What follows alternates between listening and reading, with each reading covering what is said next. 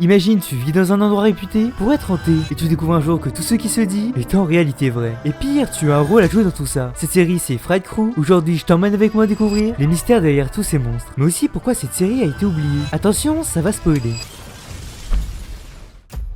Notre histoire commence en pleine Nouvelle-Orléans, la ville la plus hantée d'Amérique. Ici on fait la connaissance de Soleil, qui fait visiter les endroits les plus creepy de la ville. Et bien sûr tout n'est qu'invention pour le tourisme. Ce qui est sûr c'est que cette Soleil n'a peur de rien. Le lendemain en cours, on rencontre Pat, qui fait un exposé sur des sortes de sorciers vaudous. Bon sûrement rien d'important, sinon en élève on retrouve Nelson, le fils du maire, et petit copain de Missy, mais aussi Stanley et Maybe. Mais Nelson a un peu trop joué avec la présentation de Soleil, et ça a quelque peu dégénéré en bataille de faux sang. Où est en plein cours, force à Pat qui vient de se faire ruiner toute sa présentation. Bon tout ça c'est bien sympa, ou pas d'ailleurs, tout dépend du point de vue. Mais bref, tout le monde va devoir aller nettoyer le cimetière comme punition. Oui, leur prof est bien chelou, mais vous verrez que c'est loin d'être la chose la plus étrange que l'on verra dans cette vidéo. Soleil, Pat, Missy, Stanley et Maybe arrivent donc sur place et sont accueillis par le mec pour qui c'est le métier à la base. Bon, tout ici est définitivement étrange. Du coup, quand Missy demande à Soleil d'aller visiter une sorte de crypte, ça me choque pas tant que ça. Surtout qu'elles ont été amies par le passé. Et je ne sais pour quelle raison, elles ont fini par se haïr. Mais une fois là-bas, Soleil se met à crier. Quelque chose lui est arrivé. Et en même temps, vu le lieu Saitonki, ce qu'en fait c'était une blague. Ouais, parce que Soleil est inarrêtable. Dès qu'elle peut faire une blague, morbide si possible, elle le fait. Et parfois les blagues peuvent se transformer en véritable horreur. Puisqu'en se relevant, Soleil s'est coupé et son sang est comme entré dans l'arbre qui était ici. Tout ça a semble-t-il permis de libérer Vecna. Ah non, my bad, c'est juste un cadavre en putréfaction. Bon appétit au passage. Et comme ça ne suffisait pas, en voulant s'enfuir, nos amis tombent sur un fantôme. Mais alors qu'ils s'étaient réfugiés dans une maison, le fantôme ne les lâche pas, jusqu'à ce qu'elle finisse par décliner son identité. Je vous présente Marie Laveau, une reine vaudou, qui leur explique dans un premier temps qu'elle a un lien de parenté avec Soleil, mais aussi et surtout qu'un mal a été libéré, et qu'il est de leur devoir de le sceller à nouveau. Et pour ça, Marie Laveau fait appel aux lois, soit Aïda, la loi de la fertilité, du vent, de l'eau et du feu, Ogun, le loi de la guerre et du métal, Maman Brigitte, la loi de la vie, de la mort et des cimetières, Aïzan, le loi de la connaissance et des mystères, et enfin Papa Legba, le loi des chemins et de la communication. Chacun de nos amis sont liés à un loi, mais à vrai dire, pour Missy, tout ça est allé un peu trop vite. Et puis surtout, elle refuse de s'impliquer dans un truc comme ça. Elle a mieux à faire. Soleil et Pat, quant à eux, décident d'aller voir Alma, la tante de Pat, pour en apprendre plus sur tout ça. La famille de Pat est disons fin connaisseur de tout ce qui est magie vaudou, d'où le fait que Pat ait littéralement fait un exposé sur ce qui les touche actuellement. Le truc étrange par contre, c'est qu'on voit Maybe se téléporter dans un monde où des zombies pas du tout rassurants semblent vouloir discuter. Oh, discuter c'est peut-être un peu fort, mais les créatures sont bien étonnées de voir un mortel ici. Du côté de Stanley, pendant un match, en touchant le ballon, il se met à raconter l'histoire du football américain. Alors qu'on ne va pas se mentir, mais à la base c'est loin d'être le couteau le plus aiguisé du tiroir. Mais c'est loin d'être notre seul problème, puisque Missy fait partie des cheerleaders. Et pendant un entraînement, elle s'est retrouvée à éjecter une de ses amies tout droit vers les gradins. Bien sûr, tout le monde la regarde bizarrement, étant donné que de posséder une force comme ça, c'est loin d'être normal. Elle part donc retrouver Stanley, mais un esprit se met à la hanter, faisant monter une rage en elle, et surtout viser sur Soleil. Alors nos deux amis partent rejoindre l'autre partie du groupe pour comprendre ce qu'il se passe. Et ce que l'on apprend, c'est qu'ils ont hérité des pouvoirs des lois qui leur sont liés. L'accès au royaume des ombres pour Maybe, la connaissance pour Stanley, et une force surhumaine pour Missy. Mais le plus inquiétant dans l'histoire, c'est qu'après un petit rituel, on comprend un peu mieux ce qui s'est passé cette soirée-là.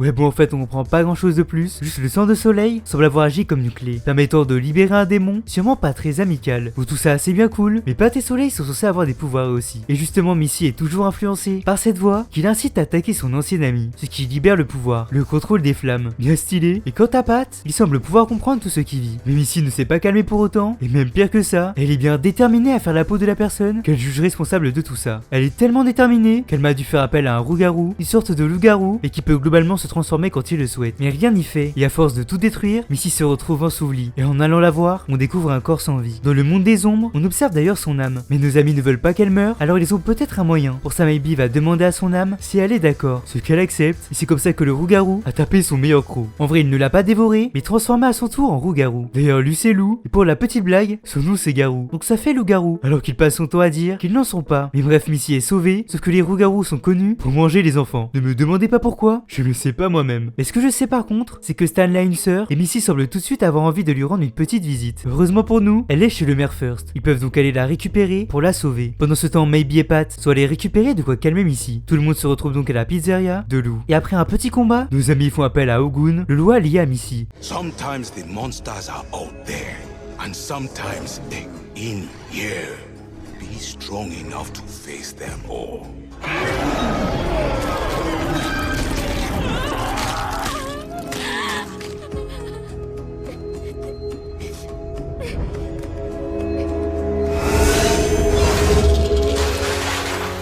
Ouais, il est venu, il a dit 3 mots, il est reparti. Il y avait pas aura femme comme ça, hein. Missy est donc libérée, mais c'est pas pour ça qu'elle devient Emma pour autant. Nos amis, enfin, ceux qui restent, se retrouvent alors à manger une pizza devant la mairie. Et en parlant du maire, il arrive dans la pizzeria de Lou, alors que tous les rougarous de la ville remettent tout en ordre. Missy a détruit la statue de sa femme, et disons que quand on parle de sa femme, il n'est pas très diplomate. Il finit quand même par repartir, mais ce n'est pas forcément pour le mieux, puisqu'il est ensuite allé au cimetière devant la tombe de sa femme. Et justement, qui habite dans le cimetière, au moment où l'on se parle, notre super ami le démon. Et il se pourrait qu'ils aient des intérêts communs. Le maire a donc ramené son nouvel ami chez lui, mais Maybe lui a peut-être un petit stress post-traumatique. Mais tranquille puisqu'aujourd'hui il voit son frère, Polly, un trompettiste reconnu, qui semblerait qu'il soit assez proche. Mais aujourd'hui il y a aussi cours, alors toute notre équipe est réunie, après il a quand même fallu forcer Missy à les rejoindre. Mais pendant la discussion, un fantôme se met à hanter les lieux. Le fameux fantôme de l'école, juste comme ça à quel endroit n'a pas un lien même indirect avec le paranormal dans cette ville. Mais pour Missy, son plus gros problème, c'est surtout que comme elle a mis une de ses amies dans cet état, des amis justement, elle n'en a plus trop. Et le pire c'est qu'elle n'arrive pas à contrôler son rougarou. Mais quant au maire, sous les ordres du démon, il s'est introduit dans la maison des vampires pour prendre un artefact. Mais on aura l'occasion d'en reparler, puisque Soleil et Maybe sont littéralement en train de se faire attaquer par le fantôme de l'école. Enfin, ce fantôme n'a pas l'air si méchant en réalité. Elle demande de l'aide à notre groupe, et depuis le début de la journée, elle ne les attaquait pas. Elle cherchait simplement à leur montrer quelque chose, et cette chose, c'est une pièce cachée derrière une étagère. Une pièce pas du tout effrayante, hein. C'est pas comme s'il y avait un cadavre sur le sol, mais Maybe a compris quelque chose. Le fantôme ne peut pas parler, et il y a justement un tableau où de la cire a été ajoutée sur une bouche. Alors il la retire, et direction le royaume des ombres. Elle peut enfin parler, et ce fantôme pourrait bien être plus lié à notre affaire qu'on pourrait le croire. À l'époque, elle dirigeait cette école, mais un homme est arrivé, un certain Bélial. Il a regardé dans les yeux et a mis feu à l'établissement. Heureusement, la directrice a réussi à sauver tout le monde, mais le lendemain, alors qu'elle était retournée sur les lieux pour récupérer ce qu'elle pouvait, Bélial était de retour, bien décidé à se venger. C'est un démon qui se nourrit de la peur, et cet incendie aurait été un festin pour lui. Alors pour la punir, il l'a tué et lui a lancé une malédiction, l'obligeant à hanter les lieux sans possibilité de parler et la laissant inachevée, ne lui permettant pas de passer dans l'au-delà. Et maintenant, elle est libre. La malédiction a été rompue, et maman Brigitte apparaît pour l'accompagner dans l'autre monde. On a réglé un problème, mais on vient surtout d'apprendre que ce pourquoi nos amis ont été choisis, c'est littéralement pour défendre la Terre d'un démon bien décidé à prendre le contrôle de ces lieux. Et si ça ne suffisait pas, le maire utilise l'artefact pour libérer des créatures. Le lendemain, notre petit groupe se dirige vers la crypte, là où tout a commencé, mais le corps de Bélial a disparu. Et on sait très bien qu'il a récupéré, mais eux non. Donc ils savent que quelqu'un l'aide. Mais aujourd'hui, c'est la parade de la ville, et s'il y a bien un endroit où les démons pourraient se régaler, c'est bien ici. Surtout qu'un repas est organisé par les vampires, et presque tout le monde sera présent. Mais pendant ce temps, Missy a demandé de l'aide à Lou et sa team pour apprendre à contrôler ses pouvoirs. Le seul problème, c'est que Missy c'est vraiment une nerveuse. Et la bête prend le dessus quand elle se sent en danger. Donc étant donné qu'elle a tendance à agir impulsivement, c'est compliqué. Mais après pas mal de temps, le problème semble réglé. Mais c'est pas parce qu'un problème est réglé que l'on peut oublier tous les autres, puisque la soirée a été plus mouvementée que prévu. Disons que quand deux créatures ont détruit le plafond pour faire leur apparition, il fallait bien l'union de tout le monde pour en arriver à bout. Mais toute la ville a vu la scène.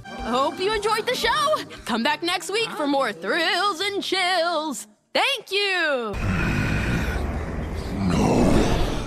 Ouais, il y en a qui est pas très content, mais ça n'empêche pas de se régénérer. Et tout ça a créé pas mal de tensions, et les vampires sont allés passer le bonjour au rougarou. Pour eux, ils auraient apporté ces créatures pour se venger de la mort d'un certain Malcolm. Bon, tout ça est étrange, mais grâce à Stanley un peu trop innocent, il faut le reconnaître, ils arrivent à se calmer. Mais le maire, en voyant ça, n'est pas très content, puisque cette attaque devait faire une pierre deux coups, nourrir le démon et diviser les monstres pour créer une guerre. Mais ils ne sont pas prêts d'abandonner, et cette fois-ci, ils comptent s'attaquer aux enfants. Pour ça, le maire se retrouve dans un marais, à demander à une créature étrange de faire le sale boulot. Et justement, nos amis sont en sortie scolaire, dans ce même marais. Mais pendant ce temps, déjà tout le groupe est réuni pour évoquer la marche à suivre. Mais Madison, une ancienne amie de Missy, insiste pour les accompagner, parce qu'elle veut une bonne note. Et cette sortie, c'est surtout l'occasion d'en apprendre plus sur Pat. Il a vécu toute son enfance dans ce même marais avec son père. Et c'est aussi ici qu'il a disparu, et depuis il vit chez sa tante. Mais il entend une voix qui semble vouloir lui dire la vérité. Alors il décide de la suivre avec Soleil et Missy, pendant que Stanley et Maybe suivent Madison. Mais une fois arrivé devant la créature, Pat se fait attaquer, ce qui force Soleil et Missy à le rejoindre. Ouais, parce qu'elles étaient trop occupées à s'embrouiller pour remarquer que leur ami avait disparu. Mais une fois fois arrivée, malgré un petit combat, la créature est sympa en fait. Elle lui raconte le jour où son père s'est fait poursuivre par un feu follet qui lui a volé son âme. C'est pour ça qu'il a disparu. Mais son âme existe toujours, il y a donc peut-être un moyen de le retrouver. Elle lui donne alors le chapeau de son père et le met en garde. Son âme pourrait être en danger dans un restaurant où tout n'est qu'illusion. Bon, tout ça est bien étrange, mais l'autre groupe de son côté est pris dans un torrent parce que Madison souhaitait absolument continuer alors que le temps se gâtait. Nos amis arrivent donc à temps pour les sauver, commençant par Madison qui part chercher de l'aide, même si c'était surtout une supercherie pour permettre à nos amis d'utiliser leur pouvoir. Une fois tout ce beau monde sauvé, leur prof arrive et il y a plus de problème en fait. Même si Madison semble perturbée, et ce n'est pas pour rien puisqu'on la retrouve avec le maire et on découvre qu'elle est une feu follet qui avait été chargée de les éliminer, ce qu'elle n'a pas réussi. Belial décide donc de s'en occuper lui-même, mais le maire a trop attendu. Maintenant il veut sa revanche et pour ça il va avoir besoin de l'œil d'un certain Malcolm. Tiens. Mais pour le moment on a un autre problème, on doit retrouver le père de Pat, ou tout du moins son âme. Et en entrant dans le restaurant, on est honnêtement pas sûr qu'ils aient de quoi payer, mais mis à part le fait que Madison s'y trouve, Maybe utilise ses pouvoirs pour observer ce qu'on veut lui cacher. Sur le fait que tous ceux qui travaillent ici sont des feux follets, mais surtout que ceux qui sont en cuisine sont des âmes qui ont été emprisonnées par ces mêmes feux follets, d'où le père de Pat. Mais nos amis finissent par se faire virer du restaurant parce qu'ils ont bien remarqué qu'ils n'avaient rien à faire ici. Mais ce n'est pas pour autant qu'ils vont abandonner, alors ils y retournent pendant la nuit, là où les illusions ne sont plus actives. Ouais, le changement est radical, tout comme l'accueil, puisque nos amis se font prendre direct et pas le choix. Ils vont devoir faire des épreuves, au risque de mourir tout simplement. Mais pendant qu'une partie du groupe risque littéralement leur vie, Pat et Maybe s'infiltrent dans la cuisine pour passer dans l'autre monde et revoir l'âme du père de Pat. Maybe galère un peu à maintenir Pat dans cet état et on ne peut pas trop lui reprocher, puisque ça ne fait que quelques jours qu'il a ses pouvoirs. Bref, père et fils peuvent se revoir et on apprend que s'il a été tué, c'est parce qu'il a vu un meurtre. Et quand le meurtrier a vu qu'il y avait un témoin, il a demandé à un feu follet de s'en occuper. Lui tuer parce qu'il était là au mauvais endroit, au mauvais moment. Et même si Pat voudrait le libérer, il lui demande de ne pas le faire, parce que c'est la seule façon qu'il a de pouvoir revoir son fils. Mais rester enfermé est dangereux, puisqu'il s'efface peu à peu, comme une maladie qui le ronge. Cette discussion est bien émouvante, mais on a Maybe qui galère.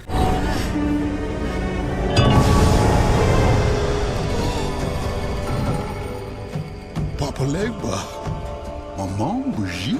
Alors tout ça c'est cool, mais du côté de l'autre groupe, on leur fait subir ce qui est censé être leur pire peur. Mais en vrai ils arrivent à bout des épreuves assez facilement. Juste Stanley est un peu trop bavard, du coup ils se sont fait cramer. Mais plus de peur que de mal, puisque le père de Pat est libéré. Et on a quand même des super héros, donc des insectes contre les Avengers, ça fait pas long feu. Ils en profitent alors pour poser des questions à leur reine, qui leur avoue que le maire est derrière tout ça, et que c'est même lui qui leur propose des âmes. Bon, nos amis sont choqués, mais perso pas tant, surtout qu'actuellement il est dans une camionnette lugubre, avec un démon bien décidé à obtenir ce qu'il veut d'un nécromancien, c'est-à-dire utiliser l'œil de Malcolm pour obtenir ses souvenirs et les modifier. Quelques temps plus tard, on retrouve le maire au chevet de Nelson, son fils. Il vient de faire des cauchemars sur des monstres, et son père le rassure à sa façon. En fait, Nelson trouve que ses amis ont changé. Stanley ne lui parle plus beaucoup, et Missy, sa petite amie, l'évite. Son père lui dit que les gens ne sont pas ce qu'ils paraissent, et qu'ils peuvent te trahir à tout moment. Et sa mère, Cassie, en a fait les frais. Toujours autant cryptique, et comme ça ne suffisait pas, il se retrouve dans un parc d'attractions abandonné. Ce qui semble être un champ de bataille pour, je cite, réveiller la vraie nature des monstres. Mais le lendemain, Missy et Stanley décident d'aller parler à Nelson, lui avouant presque tout, et notamment ce qu'ils savent de son père. Mais il refuse de les croire, et pire, il semble être d'accord avec son père. Autant dire qu'on ne fera pas de lui un allié, et le maire quant à lui a tendance à se balader un peu partout. Genre par exemple c'est Stanley, où avant de partir, il évoque une réunion qui se tiendrait le soir même. C'est donc le moment rêvé pour nos amis d'aller fouiller sa maison, que dis-je, son manoir, pour en apprendre plus sur ses manigances. Et des manigances, ce qui est sûr c'est qu'il en a, puisque cacher une pièce secrète dans son armoire, tu fais rarement ça quand t'as rien à te reprocher. Surtout quand il y a clairement des traces d'un démon sur le lit. Mais c'est aussi ce moment que choisit le maire pour revenir. Et pas avec n'importe qui, les monstres qui peuplent la ville. La réunion c'était chez lui. Ça aurait peut-être été judicieux de lui demander avant, mais c'est aussi l'occasion d'écouter aux portes. Mais à quoi ça sert de rester devant la porte quand tu peux te rendre invisible? Et justement c'est ce que Maybe fait. Dans cette réunion le maire montre le souvenir de la mort de Malcolm. D'après lui Fiona, l'une des chefs des vampires, en serait la cause. Tout le monde se met alors à se battre, étant donné que Malcolm était un loup-garou, mais aussi un ami des vampires et du maire. Son meurtre est vu comme une trahison. Mais l'âme de Malcolm est toujours présent parce qu'il n'est pas en paix. Il a beau leur crier que tout ça est faux, personne ne l'entend, sauf Maybe. Mais du côté de l'autre partie du groupe, il découvre que le maire est derrière l'attaque, des sortes de taureaux avant la parade. Sauf que Belial arrive et Soleil décide de le suivre. Et comme ça ne suffisait pas, Nelson arrive lui aussi et découvre que son meilleur ami et sa copine se sont infiltrés chez lui. Soleil fait face au démon qui découvre ses pouvoirs, mais aussi son sang. Soleil est un élément central de son plan, il ne va donc pas la tuer. À vrai dire, il va l'utiliser pour qu'il lui montre le futur. Un futur où toutes les créatures sont enfermées, en train de souffrir. Et ses amis sont eux aussi en danger. Mais en parlant d'eux, alors qu'ils étaient en train de se justifier auprès de Nelson, son père arrive avec Maybe, qui s'est fait prendre en pleine discussion avec Malcolm. Et un peu plus tard, Soleil apparaît séparer avec Bélial, qui semble avoir perdu tout espoir, demandant même à ses amis de faire ce qu'il leur dit. Mais pourquoi le maire fait tout ça? Il risque de détruire la ville pour des intérêts qui nous dépassent? En vrai, ça nous dépasse pas tant que ça, puisqu'il nous avoue ses motivations. Alors qu'il revenait d'une soirée pour fêter son anniversaire de mariage avec sa femme, il a grillé un feu et s'est retrouvé projeté, lui a survécu, mais ce n'est pas le cas de Cassie. Fiona et Malcolm sont arrivés pour essayer de leur venir en aide, mais ils ne pouvaient rien faire. Bien sûr, ils auraient pu la transformer en monstre, mais devant tous ces gens, cela reviendrait à déclencher une guerre. Depuis ce jour, le maire s'est juré de se venger des monstres qu'il considère comme des égoïstes. Son plan était donc de les faire se combattre pour qu'ils s'entretuent. Plus de roues-garous, plus de vampires, une ville faite uniquement d'humains. Les deux groupes se préparent d'ailleurs au combat, et Polly décide de boire le sang de Fiona pour devenir un vampire. À vrai dire, il fait surtout ça pour protéger son frère, puisqu'il sait qu'il sera là pendant le combat. Soleil est-elle emmenée au parc pour être attachée à une attraction. L'objectif de Bélial est surtout de voir ce dont elle est capable. Le reste du groupe lui est détenu dans le manoir par Nelson. Le maire sous les ordres de Bélial forme un pentagramme pour invoquer un démon qui fera ce qu'il désire. Mais au dernier moment, il décide de le jeter dans le cercle pour l'enfermer et utiliser ses pouvoirs afin d'alimenter une barrière pour enfermer les monstres à l'intérieur. Décidément, quand il disait que les gens ne sont pas ce qu'ils paraissent être, il avait pas tort. Les deux groupes arrivent sur le champ de bataille, mais on découvre rapidement que celui n'a pas été choisi par hasard. L'endroit est jonché de camomille, une plante nocive pour les roues-garous. Et bien sûr, il n'y a pas de quoi s'abriter pour les vampires. Le combat commence, mais du côté de notre groupe, Missy décide d'avouer à Nelson qu'elle est une roue-garou. Aussi étonnant que ça puisse paraître, ça lui permet de comprendre que les monstres ne sont pas différents des hommes. Puisqu'à la base, même si leur relation est un peu compliquée, Missy c'est sa petite amie. Il la connaît, alors il fait volte-face. Alors que la bataille faisait rage, Soleil descend et ses amis la libèrent. Pat quant à lui s'interpose pour mettre fin au combat. Nelson honteux prend la parole, affirmant qu'elle ne devrait pas se battre à cause de son père et de ses mensonges. Après ces paroles, Maybe demande à Louis à Fiona de lui tenir la main pour les emmener dans le royaume des ombres. Ici ils y retrouvent Malcolm qui leur avoue la vérité. Le maire voulait juste se venger et pour ça il l'a tué. Son objectif était de fragiliser les liens entre leurs deux communautés. Et aujourd'hui, son plan se déroule exactement comme il l'avait prévu. Après cette révélation et des au revoir, Malcolm est désormais en paix et peut partir. La bataille est donc finie. Enfin, j'ai parlé trop vite, puisqu'on oublierait presque que le maire a mis en place une barrière pour empêcher les monstres de partir. Étant donné que le soleil se lève, qu'il y a de la camomille partout, je ne donne pas cher de la peau de nos nouveaux amis. Et le pire, c'est que Polly et Missy vont aussi sûrement y passer. Des personnes que l'on a appris à connaître pendant plusieurs épisodes, décimées par la volonté d'un homme incapable de faire son deuil, préférant rejeter la faute sur ceux qui subissent et acceptent un système qu'il a lui-même mis en place. Oui, c'en est presque ironique, Soleil et Nelson décident d'aller le voir pour essayer de le raisonner, mais il est trop tard. Et malheureusement, la seule façon de mettre fin à tout ça, c'est de le tuer, puisque le pentagramme a été créé à base de son propre sang. Mais Soleil a une autre idée. Elle s'empare d'une fiole de sang et lui la fait boire. Ce n'était pas n'importe quel sang, mais celui d'un vampire. Celui qui est par-dessus tous les monstres est en train d'en devenir un. Mais le plus fou, c'est que Bélial n'a jamais été emprisonné. Tout ce qu'il s'est passé, il l'avait prévu. Même la trahison du maire. Il a manipulé tout le monde pour parvenir à ses fins. Au passage, tout ce monde qui a peur lui permet de se régénérer complètement. Mais empli par la colère, le maire s'en prend au démon, refusant de voir le soleil qui le brûle. Mais si, contrairement à ce que l'on a l'habitude de voir, les vampires ne fondent pas. Ils explosent.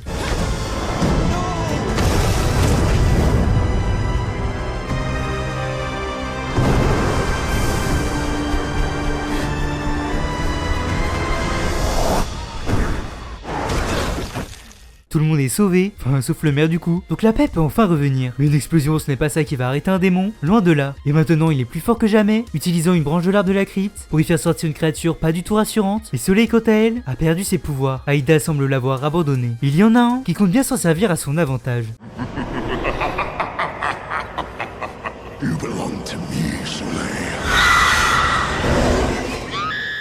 La saison 2 commence alors que cette fameuse créature se balade en ville. De quoi bien faire flipper les gens ici. Elle se dirige vers la base de Bélial, qui lui est bien déterminé à régner sur la Terre. Et pour ça, il va avoir besoin de Soleil et d'une Soleil parfaitement consentante. Donc pas évident. Et ça tombe bien, puisqu'il a une démon avec lui qui pourrait l'aider. On retrouve d'ailleurs notre équipe en difficulté. Soleil a perdu ses pouvoirs et se sent impuissante. Mais tout ça n'était qu'un cauchemar provoqué par cette créature. Mais ses mères arrivent pour lui remonter le moral. Le lendemain, nos amis décident de se faire une soirée pour lui changer les idées. Mais alors qu'elle allait chercher du popcorn, elle se fait endormir. Et cette fois-ci, elle y voit Bélial qui semble vouloir lui montrer quelque chose. Un coffre dans le grenier, mais c'est à ce moment que ses amis arrivent pour la sortir de là. Et la démon n'a pas eu le temps de s'échapper, Missy part donc à sa poursuite, arrivant à la blesser et à récupérer une touffe de cheveux. Mais sa mission est tout de même accomplie, ou tout du moins sa première, puisqu'elle est bien décidée à aller tourmenter bon nombre d'habitants. Mais Missy, elle, va voir ses amis roues-garous pour la traquer, pendant que le reste du groupe finit sa soirée. Mais alors que tout le monde était endormi, Soleil décide d'aller voir dans le grenier. Et il y a justement ce coffre. En l'ouvrant, elle y découvre le journal de Marie Laveau. À l'intérieur, on apprend qu'un certain Pierre Di Russo a été trahi par ses associés et même abandonné presque sans vie. Dans dans un marais. Marie Laveau l'a aidé, puis pris par la vengeance, Pierre a décidé de pactiser avec un démon, Bélial, qui a pris possession de son corps, lui permettant de terrifier ses anciens associés. Mais Bélial a rapidement pris le dessus, et le plus fou dans cette histoire, c'est que Pierre Desrousseaux est un ancêtre de Soleil. Ça peut expliquer pas mal de choses, mais on en reparlera plus tard, puisque nos roues-garous préférés sont en mission, et ce qui est sûr, c'est que la démone n'est pas très discrète. Partout où elle passe, elle donne des cauchemars, jusqu'à ce qu'elle arrive chez les parents de Missy, qui se retrouvent nez à nez avec un rouge-garou. Mais plus de peur que de mal, Missy arrive pour les sortir de là. Le truc c'est que la créature est toujours dans la nature, mais une soirée à la pizzeria de Lou pour réunir les infos ne serait pas de refus. Là-bas on apprend que Missy a un nouveau pouvoir, elle peut contrôler le métal. On apprend aussi que ses parents ont maintenant peur des monstres, si ce n'était pas déjà le cas avant. À vrai dire, elle ne devrait même pas être ici, puisqu'on raconte que la pizzeria serait habitée par des rouges-garous. Bah du coup c'est vraiment le cas. Le truc c'est que ses parents ont peur d'un monstre qui est secrètement leur fille. Délicat comme situation. Pour tout ça c'est bien sympa, mais on a une démone à vaincre. Et d'après Pat, la seule chose qui pourrait nous permettre d'en venir à bout, c'est de l'attaquer de l'intérieur, tout en la maintenant à l'extérieur pour lui éviter de s'échapper. Alors le soir même, Soleil va se coucher, et la démone est effectivement là. Nos amis arrivent à la maîtriser, ce qui permet à Soleil de reprendre ses esprits, et de lui retirer ces sortes d'écailles qui lui permettent de capturer les cauchemars et les peurs. Et bingo, un problème de réglé, même si à leur place, je ne me réjouirais pas trop.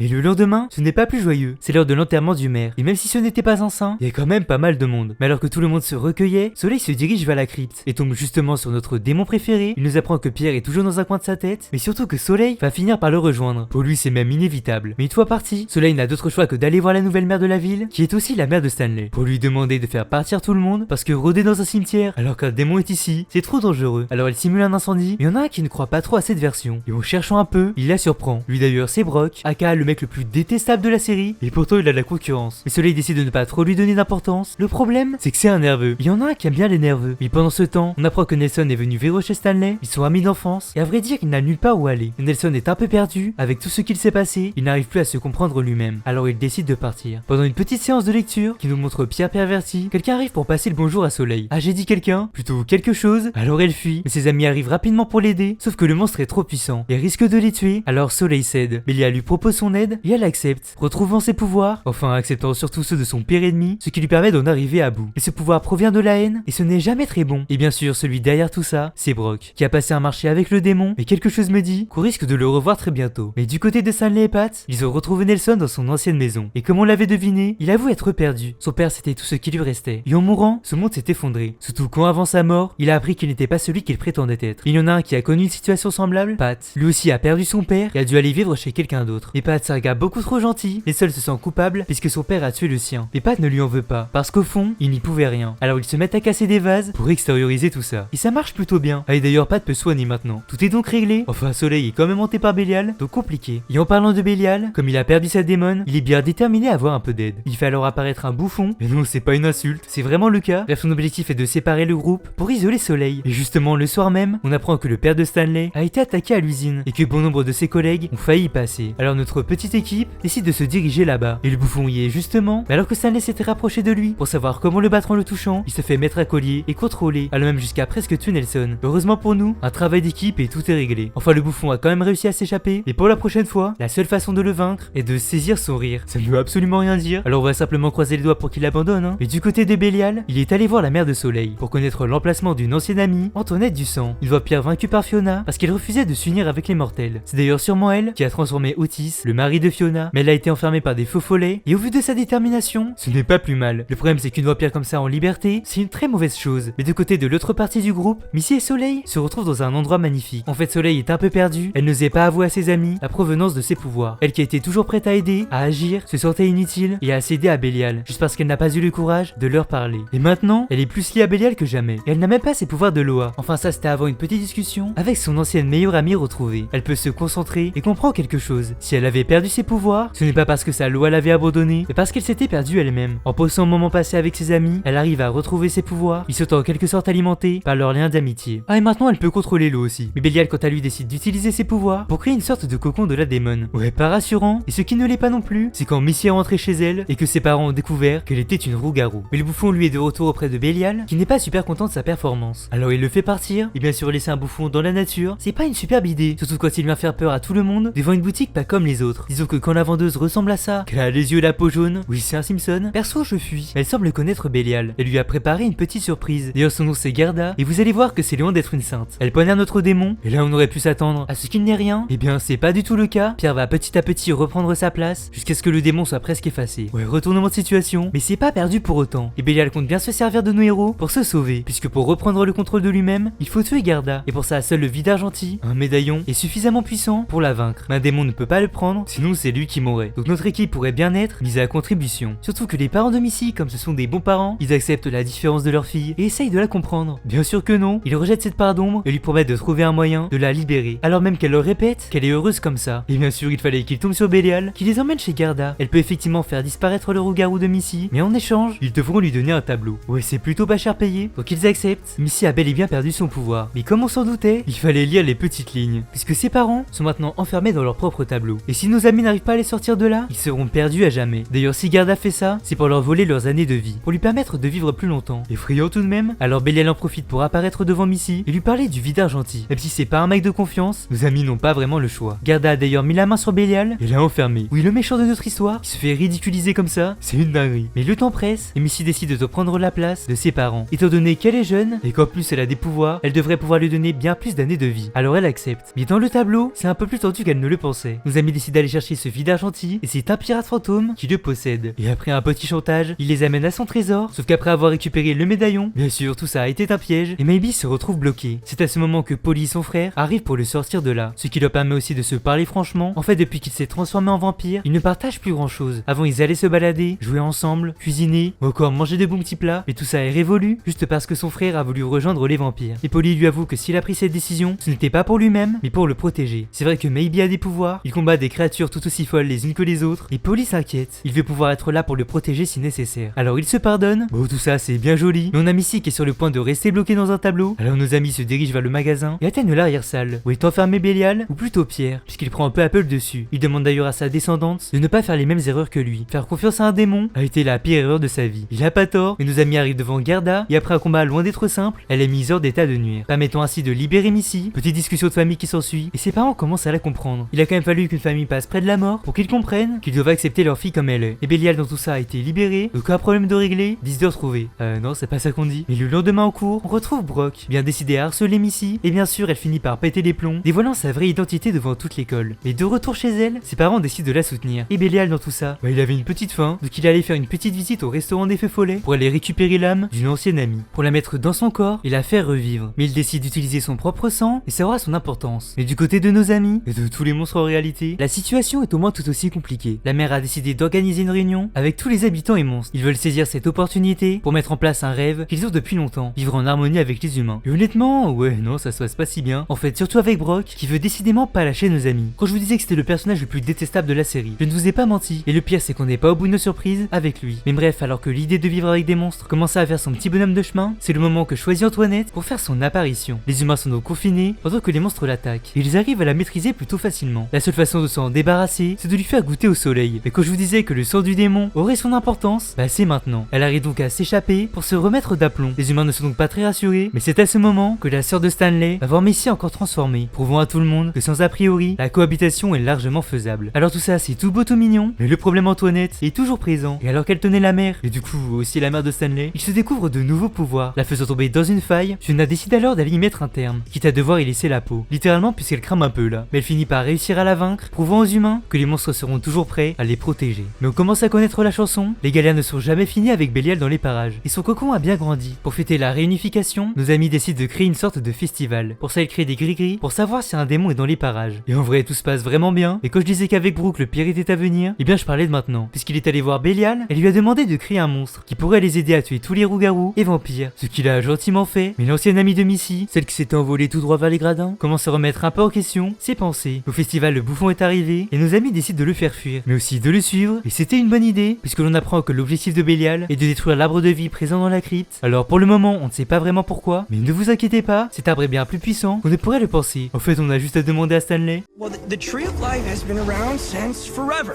It's connected to the divine realm and the underworld, which means its powers can be used for good or evil. But it was made to keep the balance between them. So, when evil uses it for evil, like how Belial's summoning these demons, dun dun dun, the tree reacts and gives the good guys something too. Oh, that's why we've been getting new powers. Psh, mind blown. Si cet arbre est détruit, Belial pourrait donc avoir un pouvoir encore plus puissant. Mais depuis le début, l'ancien ami de Missy était caché là et décide de leur dire la vérité. Et justement, du côté du festival, c'est un carnage. Un monstre de pourriture est bien décidé à tout détruire ici. Tout le monde se met à l'abri, il semble insensible aux attaques. Même si Stanley a réussi à le bloquer, ça ne va pas le retenir bien longtemps. Surtout que le temps presse et Missy a été touchée par la pourriture, la brûlant petit à petit. La seule façon de le vaincre, c'est d'aller dans les enfers pour détruire le cristal qui lui a donné vie. Alors pour ça, Stanley, Pat et Soleil utilisent le pouvoir obtenu de la part de Maman Brigitte par Maybe, et bingo, ils y sont. Et le cristal semble incassable et les aspire dans leur peur. La seule personne qui n'est pas affectée par ce lieu, c'est Soleil. Ouais, bizarre. Mais sur Terre, le monstre continue d'avancer jusqu'à atteindre la pizzeria de Lou. Lou, no! Oh, this place, it's everything to me.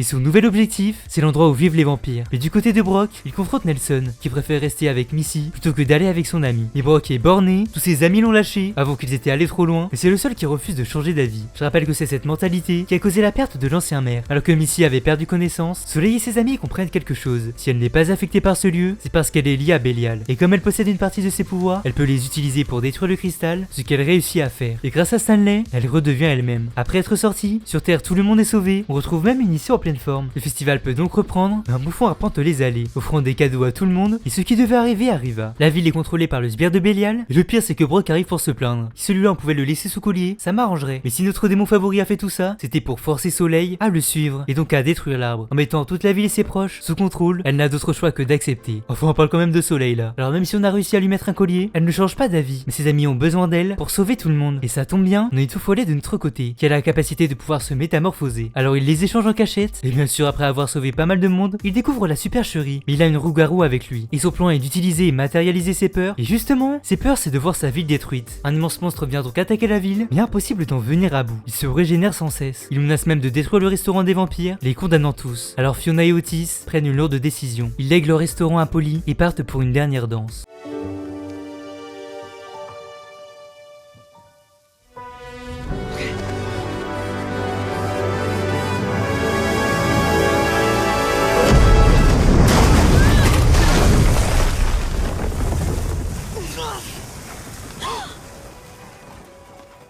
Belial ne renoncera pas tant qu'il n'aura pas obtenu ce qu'il veut. Et l'acharnement de Soleil a déjà coûté la vie à 2 de ses amis. Elle ne peut se résoudre à en perdre d'autres. Elle décide alors de suivre Belial, mais le plus fou, c'est que le monstre est toujours là. Ouais, à croire que le sacrifice nous a juste permis de gagner du temps. Et nos amis arrivent à libérer la roux-garou de l'emprise du bouffon, ce qui règle le problème. Mais justement, on a toujours le bouffon à nos trousses. Et quand on disait saisir son rire, je ne pensais pas qu'on parlait vraiment de saisir la machine en lui, qui lui permet de rire. Bon, au moins il est enfin battu. Mais du côté de Soleil, elle doit réussir à faire coexister les deux flammes, celle de son Loa et celle de Belial. En fait, elle est la clé pour son plan, parce qu'elle a à la fois du sang de pierre, donc de quoi accueillir le pouvoir du démon, mais aussi du sang de Marie Laveau, pour la bonne magie. Et l'union des deux crée une flamme blanche, qui a malheureusement raison de l'arbre. Et l'arrivée de nos amis n'y changera rien. L'ère de Belial est sur le point de commencer, et il risque de ne pas être très joyeux, surtout quand le cocon décide d'éclore. Ces créatures bloquent ceux sur qui elles sont posées dans leur pire cauchemar. Mais nos amis ne vont pas abandonner pour autant, ils font appel au Loa, et Aïda apparaît. Avant la destruction de l'arbre, elle lui a donné un dernier pouvoir, un pouvoir surpuissant qui pourrait sauver la ville. Mais le contrôler est aussi dangereux pour son porteur, et nul n'a réussi à en sortir vivant. Mais on n'est pas trop en position de faire les difficiles, d'autant plus que Belial sous sa nouvelle forme, bien badass au passage, les transporte dans leur pire cauchemar, devenu réalité. Stanley qui doit faire un choix entre sauver sa sœur ou sa mère. Maybe forcé de voir son frère se brûler pour essayer de le retrouver. Missy tentant de sauver Nelson, mais pas suffisamment puissante pour y arriver. Et enfin un Pat qui se fait poursuivre par ces créatures et qui a peur de mourir seul. Soleil observe tout ça, mais ne peut agir. Enfin ça c'est ce que pensait Belial, puisqu'elle a maintenant un nouveau pouvoir. Un pouvoir qui combine tous les autres, un pouvoir personnifié par un serpent multicolore qui vient aider nos amis, permettant à la mère de Stanley d'être sauvée, à Maybe d'apparaître devant son frère, à Missy de sauver Nelson, et à Pat de reprendre confiance en lui pour fuir. Le groupe est de nouveau réuni, mais Soleil n'arrivera pas à vaincre Belial seul. Elle a besoin de leur aide, et ensemble le serpent se reforme, plus puissant que jamais, désintégrant littéralement Belial dans un rayon de lumière. Ah bah c'est sûr que ça doit lui changer des enfers. Les créatures se mettent à fondre, et tout le monde est sauvé. Ah j'ai dit tout le monde? Soleil est épuisé, et son corps commence à lâcher. Elle est en train de partir. Pierre est même avec elle, et Marie Laveau et Maman Brigitte apparaissent pour dire à Soleil que c'est bel et bien la fin. Comparé à bon nombre de fantômes que l'on a vus dans la série, elle n'a rien d'inachevé inachevé sur Terre. Elle peut donc partir en paix, et à vrai dire, elle est en paix avec ça. C'est le cas de le dire. En acceptant d'utiliser son pouvoir, elle a accepté les risques. Mais il y en a qui pour le coup ne sont pas d'accord avec elle, et avec l'aide de Maybe, ils décident d'aller la voir pour la sauver. Et il y a justement quelque chose qu'ils peuvent faire. Et pour cela, ils vont devoir faire un sacrifice. Alors au départ, je me suis dit que c'était une vie pour une vie, mais en fait non. Ils abandonnent tous leur pouvoir pour la ressusciter. Tout le monde les rejoint, et on peut enfin dire que les problèmes sont derrière nous. D'ailleurs, il semblerait que Stanley et Soleil soient ensemble maintenant. Mais au-delà de ça, New Orleans est désormais en paix, vivant avec des monstres, comme si ça avait toujours été le cas. La volonté de Fiona s'est donc produite. Elle ne l'aura pas vu de son vivant, mais son rêve est accompli. Donc youpi, tout est qui finit bien. Oh non.